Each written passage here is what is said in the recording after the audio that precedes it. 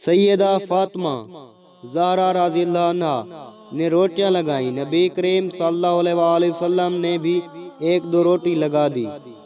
کافی دیر کے بعد جب سب پک گئیں تو حیران ہوئی کہ اس میں سے ایک دو پک ہی نہیں رہی۔ اس طرح آٹے کا آٹا موجود ہے۔ نبی کریم صلی اللہ علیہ وآلہ وسلم نے پوچھا، بیٹا کیا ہوا؟ عرض کیا، حضور صلی اللہ علیہ وسلم، دو تین روٹیاں ویسی ہیں جو پک نہیں رہی۔ فرمایا، یہ وہی روٹیاں ہوں گی جن پر تیرے والد کے ہاتھ لگ گئے۔ اب آگ اس آٹے پر اثر نہیں کر سکتی۔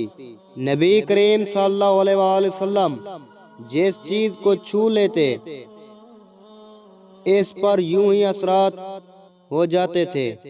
ایک صحابی رضی اللہ عنہ کہتے ہیں کہ میں حضرت انس رضی اللہ عنہ کے گھر گیا۔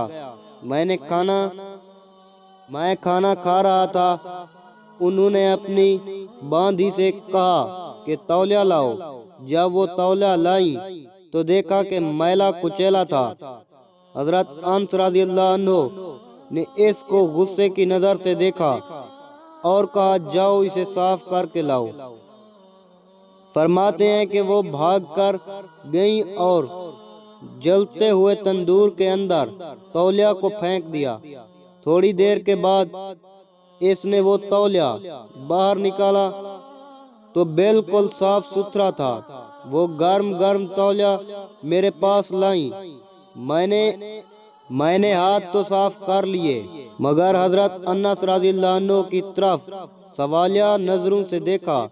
وہ مسکرائے اور کہنے لگے کہ ایک مرتبہ نبی اکرم صلی اللہ علیہ وآلہ وسلم میرے گھر دعوت پر تشریف لائے تھے۔ میں نے یہ تولیہ محبوب اکرم صلی اللہ علیہ وسلم کو ہاتھ مبارک صاف کرنے کے لیے دیا تھا۔ جب سے محبوب اکرم صلی اللہ علیہ وسلم نے ہاتھ مبارک صاف کیے، آگ نے اس تولیہ کو جلانا چھوڑ دیا۔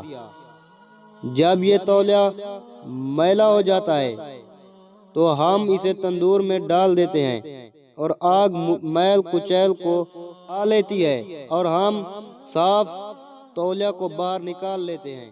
سبحان اللہ۔